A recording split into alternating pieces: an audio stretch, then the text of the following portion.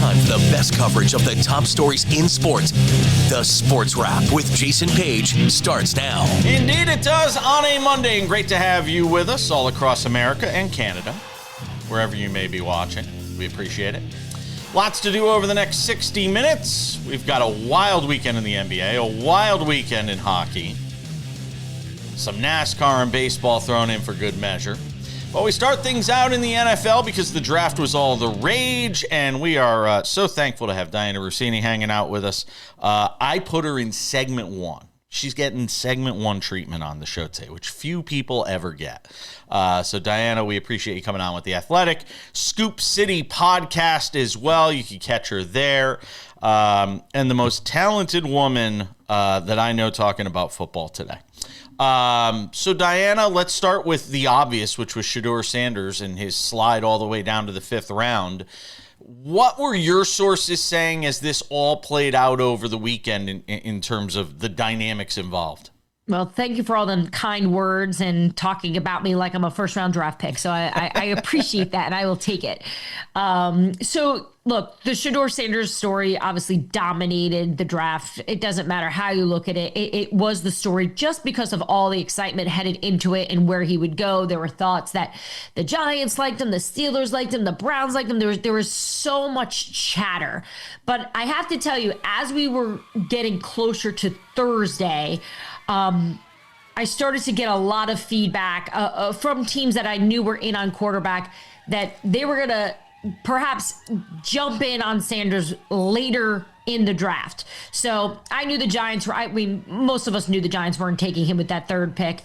And I had known that the meetings with Shedeur and the Giants weren't blockbuster. They weren't great. They were just fine. For those that don't know, when teams meet with these players, lots of times they're asked to do things in terms of the scheme that the coach wants. They ask them questions, they push back, and you have to do a lot of preparation for these meetings. And usually the night before, players are giving the install. They're given some of the offense. That way, the next day when they sit with the coach, they can answer, and they're expected to study. And I don't believe the Giants liked a lot of what they learned from these meetings. I know that they respected and thought highly of some of his play on the field from his tape and from all the times that Joe Shane witnessed him over in Colorado. He spent tons of time with him. But something changed. Something really changed for the New York Giants from the end of the season to draft night. And we're learning more as we go here. So here we are. Cleveland, makes a decision to take him. And look, I don't think Cleveland ever really had him high on their board either. I think this organization looked at it. They see him still there in the fifth round. They meet. They say, you know what? Let's just take a shot. Let's take a chance. And that's what they did. I know there's some talk that the owner made them do it. I made some calls this morning. That's not really the sense I'm getting. I'm getting this was an Andrew Berry conversation of let's just take a chance. We haven't figured out the quarterback position yet. We haven't nailed it. Maybe this is something that can turn into something great for us. Dianna, obviously the odds came out and we don't have to talk about those, but it's a packed quarterback room now in Cleveland. Deshaun Watson's not going to play this year, but 4 guys really could. Who do you think just right now, way too early, if you had to pick one, makes the opening day start for the Browns? Good luck. I think Joe Flacco makes the most sense because he just has been in this offense. He's got the relationship with Kevin Stefanski. He's had success with Cleveland. Whenever you're talking about headed into camp and headed into the season even, those with the most experience, it's just like anything else in life, right? Usually those with experience are going to be the most comfortable, the most confident. Look, it's going to be competitive, right? That's the one thing I like about this. And, rookie camp starts next week for Cleveland. They're going to get a lot of attention there. I'm actually interested to see how Cleveland's going to handle all this because I said, Dianna, that quarterback room could be a reality show. And it would be the most fascinating watching that quarterback room.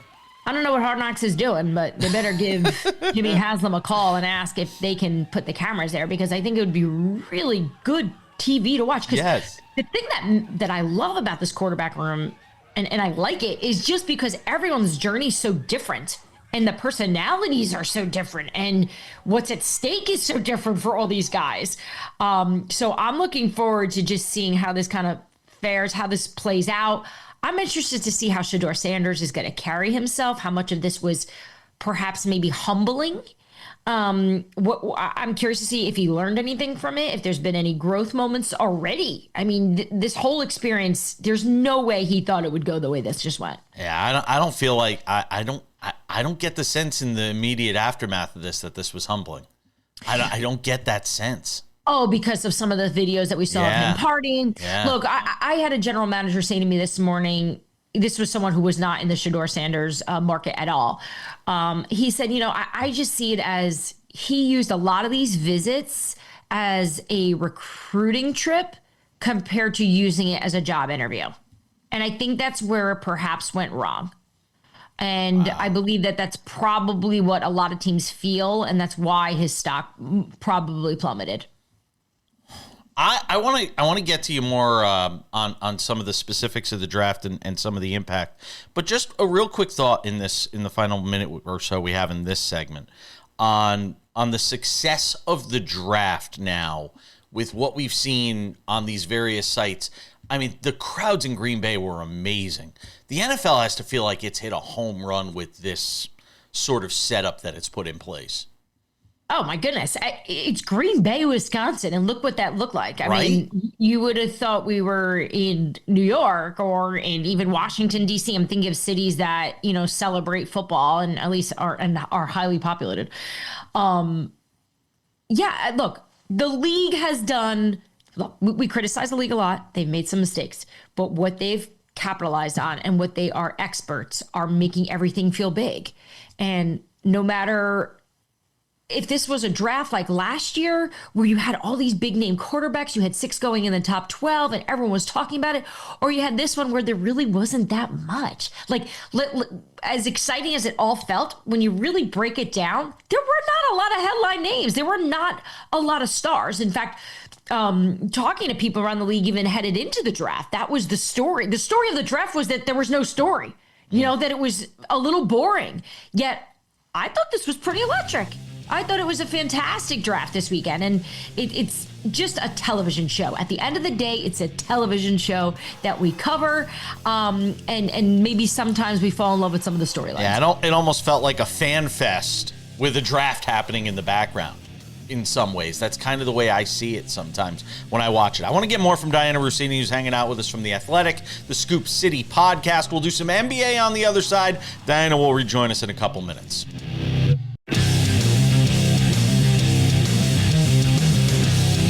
All right, we'll get back to the NFL in 10 minutes. Dianna Russini hanging out with us from The Athletic and the Scoop City podcast.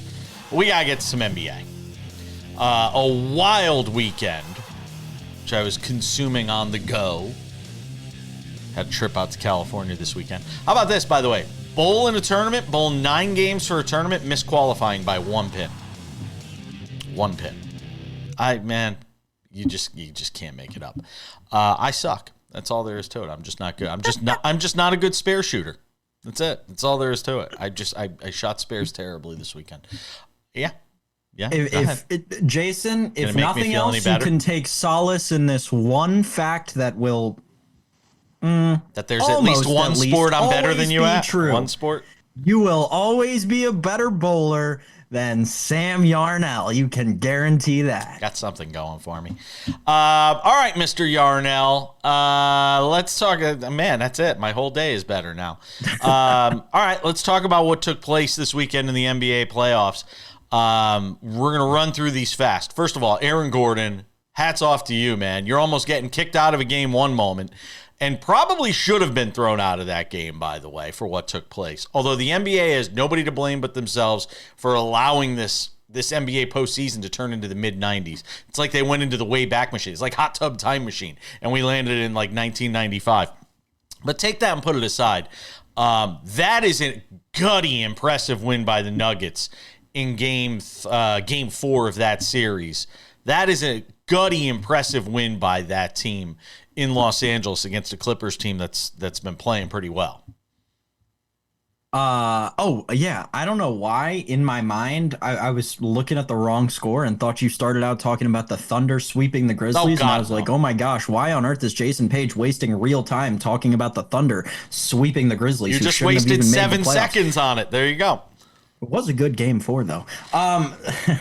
Nuggets Clippers. This series is, I can't get a read on it.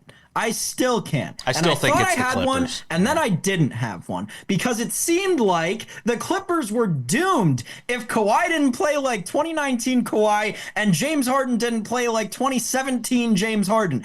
And turns out they can actually like play a close game when they don't get both of those things. Yep. So I give up talking about this series. All right. I'm just going to sit back and watch because clearly I don't know anything and someone's going to win. That's what I'll tell you right now. Somebody will win this series. And it's the best of all the series so far, really. I think it's been the best of all of them. Let's talk about what happened on Sunday. Knicks beat the Pistons.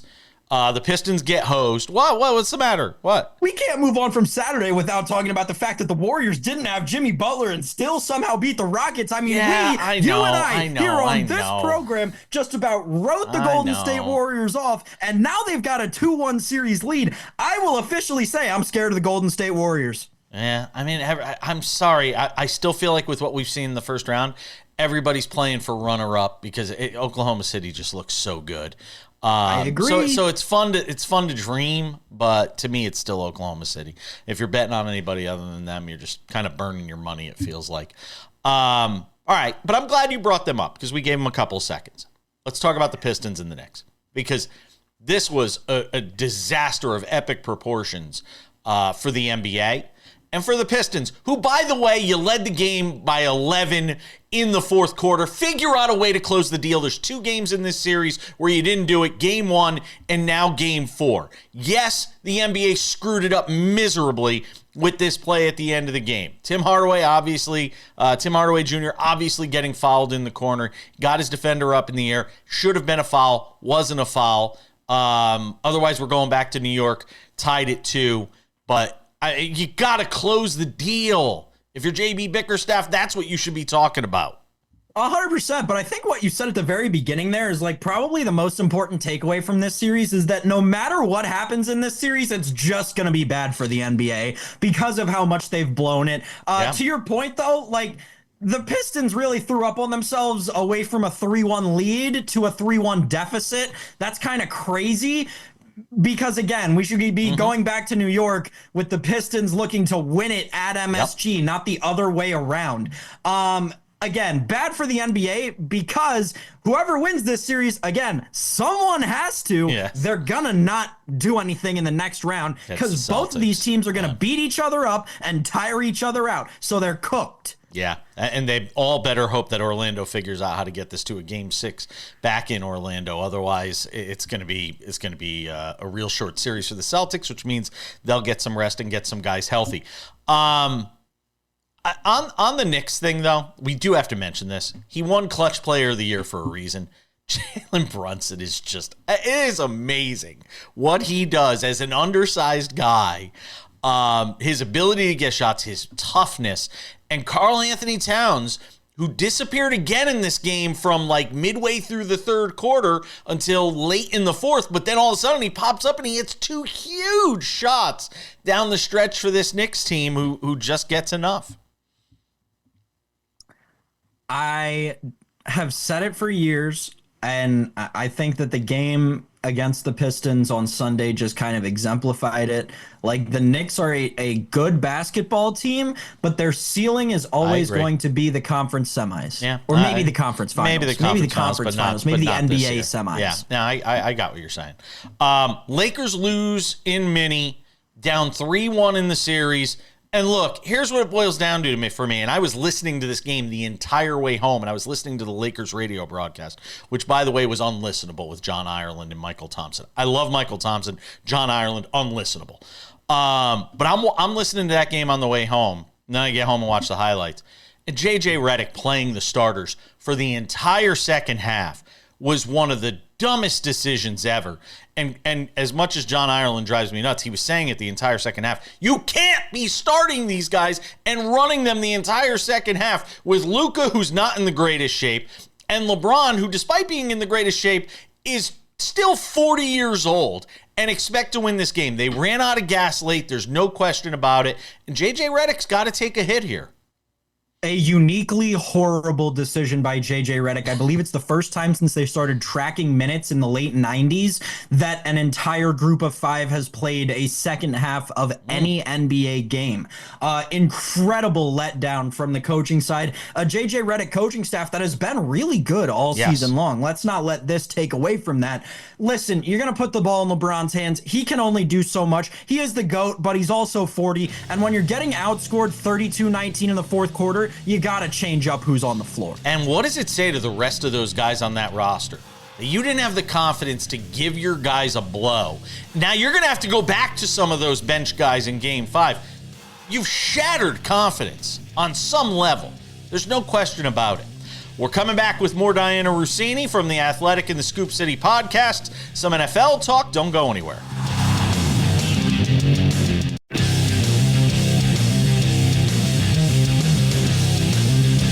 Welcome back to the show, this Monday edition of SportsWrap. And after some NBA talk, we get back to the NFL. Dianna Russini, kind enough to hang out with us on the program. Patiently waiting in the virtual green room. There she is. Dianna,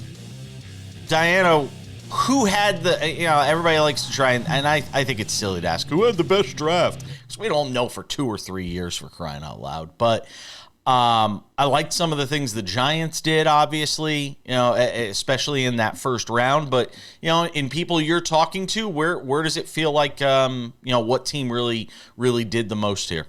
Well, your parents raise you, at least I hope they raise you to eat your vegetables. And that's how I apply it to the draft. Sometimes the teams that do well just are eating their vegetables.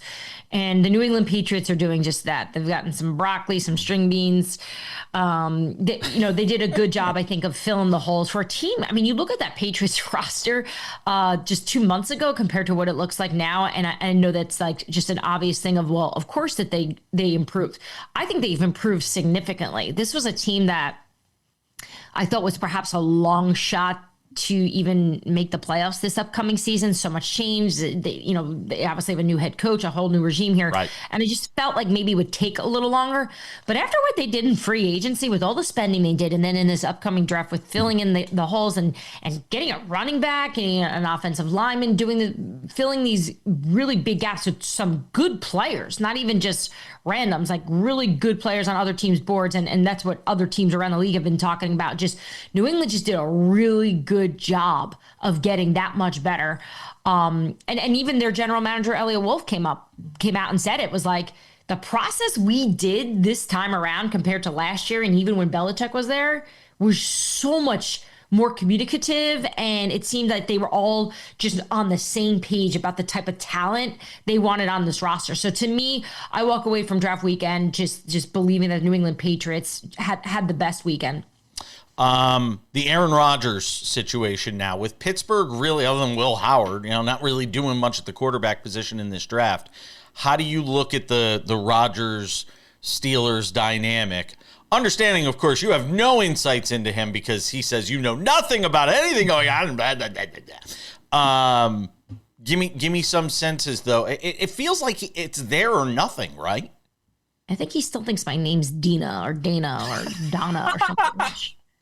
It's okay. Those are all very pretty names. I prefer that over Dianna, actually.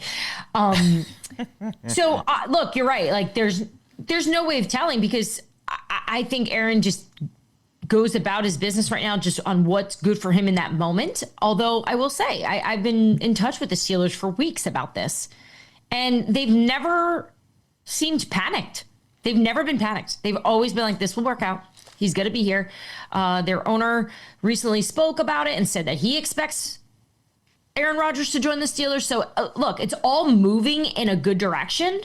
I just think they need to see this thing pan out. They need to see that he's going to actually become a Pittsburgh Steeler. The most recent conversation I had with someone there in the know, they said the communication between Aaron Rodgers and the Steelers is really good. That they're in constant communication about this, which is probably why the Steelers don't feel like they're in the dark on this. No pun intended, in the dark. But, this is just how I feel about Aaron Rodgers, though. Until it's done, I don't feel good about it. So until I see him sign those papers, or at least that the Steelers put out a tweet that say he's official, like we got to just sit back and hope this works out for them. Yeah, I feel the same way. Until pen is to paper, I feel exactly the same way. Go ahead, Sam. Yeah. Or he's in Egypt or South America somewhere, and we don't see him until week 10. That's always on the table. Let's not forget that. Dianna, obviously, something we've spoken about on the show before is how near and dear the DC area is to both of our hearts. Monday morning, Sunday night, we get the news that they're moving back to RFK. As someone who spent so much time there in DC and reported there, how much do you think that means to that kind of area and the football culture that you spoke about a couple of segments ago? The stock is just up in Washington in general for the Commanders. Everything since Josh Harris has taken over, it's like somebody gave them a blueprint of how do you want to win your organization back? How do you want to annoy Dan Snyder? Here you go. Do all of this. So everything that's coming out of DC now is so celebratory because they really just spent so many years in this mud of confusion. From the ownership down. So I just think the fact that every week I feel like we're learning more about what the team is doing, the decisions they're making, forget just on the football field, but obviously now with moving the stadium back to RFK and knowing, so when I was working in the DC market, they weren't playing at RFK. When I was in college, they were, or at least in that area. And I just remember the stories that my colleagues at NBC Washington would tell me, and just understanding what it meant to them and the history that they witnessed there. So I just think the fact that the PR side of all of this is also up for the Commanders, and they have the skill and they've got good leadership. I mean, everything's just trending in the right direction. So I'm expecting just this news to just continue to glow up DC. Go ahead, Sam. I know you had one more. I wanted to talk about the Ravens, actually, weirdly enough, using a draft pick on a kicker. Does that to you mean the end of Justin Tucker in the National Football League? I mean, it's certainly a significant insurance policy, right? I think, you look at Justin's relationship with the team for as long as he's been, and predating all of this, he was beloved. He was one of the most famous Ravens, and part of the reason why they've had so much success over the years, which is probably a big reason why this has been really complicated. And if you realize, like, there hasn't been a lot. I'm sure you've noticed it. Like, there hasn't been a lot coming out as they're continuing to look into it. So yeah, this to me just says they probably know more than we do. They probably know what's going on behind the scenes, and it would make sense. By the way, let's not forget, it's not like he was at the top of his game either. Like, all of this is kind of coming at the same time. So it's just good, smart football decisions. Kirk Cousins. What can we glean from the draft and what potentially happens with him? Is he almost stuck there, or is he a backup option if Pittsburgh doesn't get Aaron Rodgers? No, it's a good question, because I was stalking it all weekend, because I always felt that the Cousins situation was like the overarching storyline of the draft, because if he was going to get traded, he would have filled in a gap somewhere where a team didn't have to go quarterback. Right. And the Atlanta Falcons have had conversations with the Vikings, with the Browns, with the Steelers. Nothing firm, nothing like, hey, this is what it would look like in terms of compensation, but they definitely had conversations. And remember, Kirk has a no trade clause, so he has to approve whatever this trade would be. Dianna Russini of the Scoop City Podcast and The Athletic. I always appreciate you, my friend. Thank you so much. Thanks for having me, guys.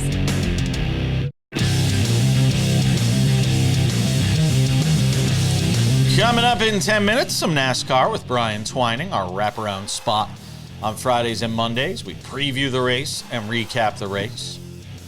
Talladega, always good fun. Let's talk some NHL. Let's talk pucks, Sam Yarnell. And as great a weekend as it was for the NBA playoffs, it was also a great weekend in the NHL. Washington and Montreal doing battle on Friday, where you get fights and fights spilling into the bench. I mean, you don't typically see a lot of fighting in the postseason, the way you do in the regular season. We're seeing tons of it, it feels like, in this postseason, Sam. But Washington gets the last laugh. Don't tug on the cape of Superman. They get a goal late in the third, a couple empty netters to make it look bigger. But Washington beat Montreal 5-2, so they take a commanding 3-1 lead in that best-of-7 opening round series. Carolina does the same, taking a 3-1 series lead on the Devils. No surprise there. But let's talk about a couple other series that really got my attention. One, Edmonton and Los Angeles is just you just know it. It's the Clippers Nuggets series of this opening round to me. It feels like it's very similar vibes to me, that every game's just going to be a banger, and we're probably going 7, and you can flip a coin as to who winds up winning. Yeah, and I think the most interesting part about all that, Jason, is that the series, by many accounts, hasn't even started yet. Visiting team hasn't even won a game. So it has been fun. I think the NHL playoffs is proving very early on, especially compared to what we talked about a couple of segments ago in the NBA playoffs. It's the best postseason in all of sports. Not only is it the best trophy, it truly is the best postseason, and it's because of series like the Kings and the Oilers. It's because of series like the Jets and the Blues, and it's because of teams like the Washington Capitals, like you mentioned, and players like Tom Wilson, quite frankly. As much as the entire hockey world wants to hate on Tom Wilson, the fact of the matter is awesome. That guy's name is on the Stanley Cup, and not a lot of other NHL players are, and he's vying and making a very, very good case for it to be again. We've also seen some fireworks. I saw our friend Dennis Bernstein tweeting about this in the media rooms. Apparently out in LA late Sunday night after the Oilers-Kings game, there was some chirping going on in one of the coaches' interview sessions. So we'll have to get him on sometime soon to talk about that and talk about the craziness that is this NHL postseason. Because you're right, Jason. I've noticed a ton of physicality in this playoffs. Yeah. I spoke about Tom Wilson, the electric factory that guy is, beating somebody into the pine. I mean, how can you not love that? And then we'll put the video in here, the crying faces he was making towards his opponent. How can you not love that guy? I mean, that guy good for the sport of hockey and keeping it relevant. But, at the end of the day, the physicality through and through. The Hurricane Devil game you alluded to yesterday, we had a couple of dust-ups in that one. There was a goalie injury over the weekend, and I can't remember who it was to, but there was a goalie injury outside of the Logan Thompson injury on what people thought, it may have been in the Carolina game yesterday, that people thought was potentially controversial. So very physical, but exactly what we would expect out of the greatest playoffs in sports. Some great series. I mean, Colorado and Dallas is now a 2-2 series. Vegas comes back on the road. That's been a physical series too. The Colorado-Dallas one with Rantanen. Golden Knights showing some fight, coming back, getting up off the mat, beating Minnesota 4-3. Even hats off to Tampa Bay, who lost the first 2 games at home and then comes back and wins in Sunrise 5-1. But I'll tell you, that Winnipeg-St. Louis series, I think fans in Winnipeg, we love you guys watching us up there in the great north there, and they've got to be nervous right now in Winnipeg with Hellebuyck getting pulled again in a 5-1 loss to St. Louis.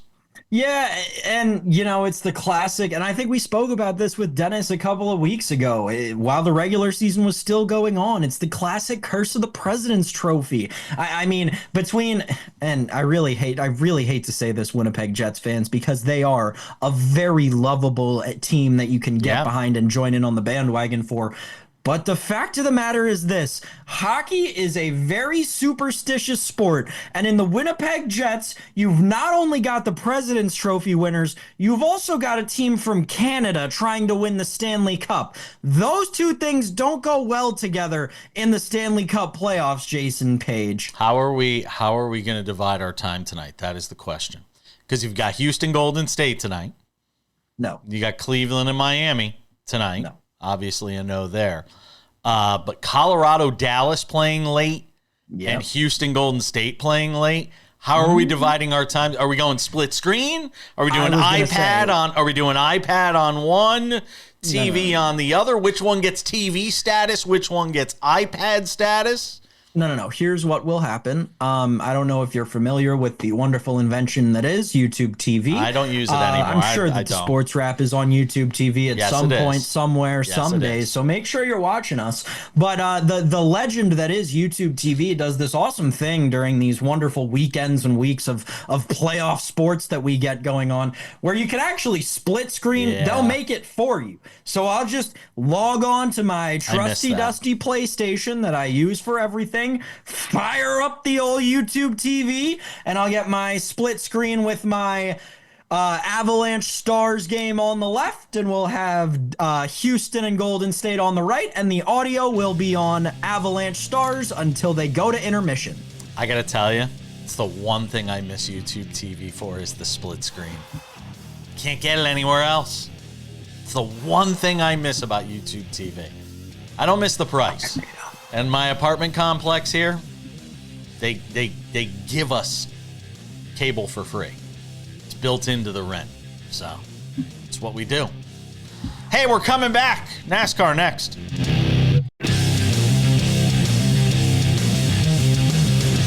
Welcome back to the show. Odds and Ends wraps it up in 10 minutes with some baseball talk. Also, one note we didn't get to from hockey that we'll get in there as well. But it is Monday, and that means our wraparound NASCAR segment. We preview the race on Friday. We recap it on Monday, and we got a first-time winner, Brian Twining of Bleacher Nation. Does a great job on NASCAR. We got a first-time winner in the name of Austin Cindric this season. Not first-time winner, ever. First-time winning here. So Austin Cindric, your winner. He put the big old flower bouquet around his neck and was very excited about it. And what was a pretty sort of drab race, and we were talking about it off the air, you know, you might be expecting a little more action from a place like Talladega, and we just didn't really have that. Yeah, it's super speedway racing, especially at Talladega, has kind of just become a merry-go-round of cars and everybody fuel saving, which you saw early on, which honestly makes it look so nice on television, because when they're 3-4 wide, only inches apart from each other, it's beautiful to see, but they're not actually racing. The racing occurs when everybody is mashing the gas and you see them too wide and there's two lanes, which thankfully, at least we had the Toyotas try to do this at the end of stage one, midway through stage two, and then late by them trying to short pit everybody, only to be blocked by, of course, the biggest blocker in the sport, Ross Chastain, which kind of was the race deciding move. It certainly was. But before we get into, I guess, you know, who wins and all that, there was a bit of controversy involving Austin Cindric and his teammate Joey Logano, who clearly wasn't very happy when at the end of the second stage, Logano thought he should have gotten a push from Cindric to try and win that segment of the race. Instead, Bubba Wallace gets a win, gets more points. By the way, Bubba's going to wind up in the playoffs, and he's not even going to win a race because he has played it so smart this year. Yep. And we had him on the show, and he talked about it. They have made a concerted effort this year just to rack up points to make sure they get into the playoffs, even if they don't win a race. But go back to the Cindric-Logano thing. Cindric didn't want to make a big deal out of it, doesn't think it was. But anybody who watched the race knows Logano was not happy, and he even said, put that one in the books, almost saying, I'm going to remember that, and at some point there will be retribution.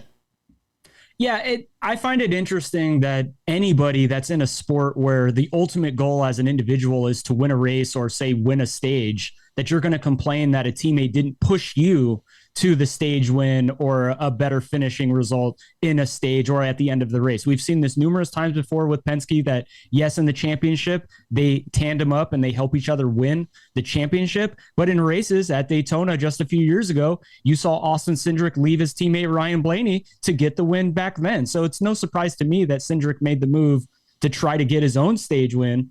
And I just find it funny that Joey Logano, of all people, is he just a baby? I mean, I like Joey Logano as a race, but man, is it just typical Joey Logano? Yeah, he's definitely probably one of the most competitive drivers in the sport. So, I mean, I think you can kind of be okay with him getting upset that his teammate didn't push him, because the ultimate goal from the Penske garage is for Penske to be successful. But at the end, like I said, this is all about the individual driver. So I don't fault Austin Cindric at all. So what do we make of this strategy by Bubba Wallace and sort of the way he's sort of piecemealing this season just to make sure he gets himself into the playoffs? And is it a good strategy? I mean, so far it seems like it is. Yeah, I think it's a beautiful strategy. He currently sits 7th in the standings, a place that he hasn't been pretty much anywhere near in the next gen era. And we still have a ton of tracks that he's really successful at to come, races that he could potentially win. I mean, we go to Texas and then we go to Kansas, a place that he's won at before. So he's setting himself up to begin the playoffs in a position to even advance. But let me ask you something. Is there also a danger in that strategy in that you're almost playing it too safe? Because then if you wreck, you wind up out of a race, all of a sudden you drop. I mean, is there almost, I mean, the only other scenario that really hurts him was if you had 12 different winners. You know, if you had 12 different winners and you find yourself on the outside, I mean, that's the only scenario where he really gets burned by this strategy. Yeah, it would have to be, I think it would be like 16 or 17 different winners and him not winning. But in the current state of the Gen 7 car, I just don't see that happening. I mean, even yesterday, a Penske car, yes, it's Austin Cindric, not Ryan Blaney or Joey Logano, still a Penske car won at Talladega. It's not like we're getting the rando winners that we saw the first year of this car.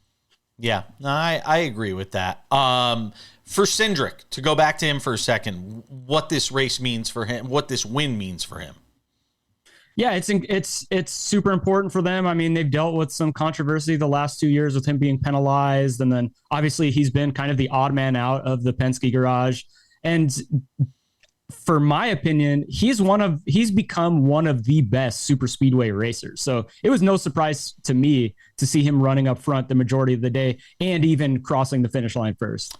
Real quick, in the last 45 seconds here, look ahead to Texas next weekend. More boring racing.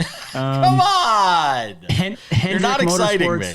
Yeah, Hendrick Motorsports will be very good again. I mean, they're coming off Talladega where 3 of the 4 guys finished inside the top 5, I believe. So, yeah, I think it's going to be a Hendrick day, and then a lot of the typical players at 1.5 mile tracks are going to be up front. Yeah, it should be interesting to see. By the way, Kyle Larson finished second here at Talladega. So that's something worth. That should scare everybody that he's figuring out super speedways. Yeah, it really is because he's started to pick it up here over the last few weeks, and obviously, we just got to keep him out of accidents at practicing at Indy. I said it last Friday on the show. He's got too much on his plate right now. Brian Twining, check him out. Bleacher Nation does a great job there. I always appreciate you. We'll catch up with you next week. Thank you, Jason. See you next week. Stick around. We're coming back. More Sports Wrap on this Monday. Odds and Ends wraps it up next.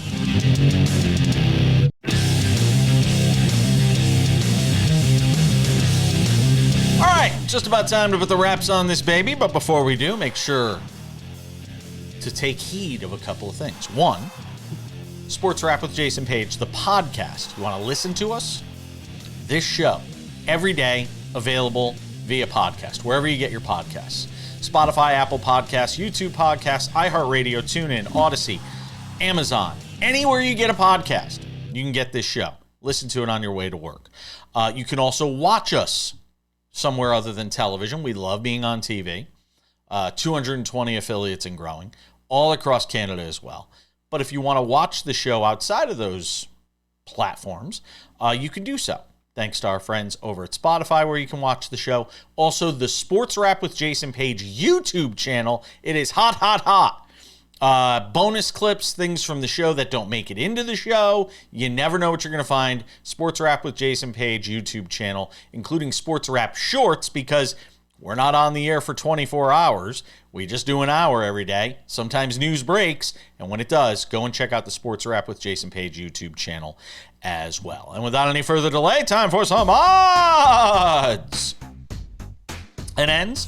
Odds and ends, Sam Yarnell. It's the end of the line for Mike Sullivan as the head coach of the Pittsburgh Penguins, the 2-time Stanley Cup winner.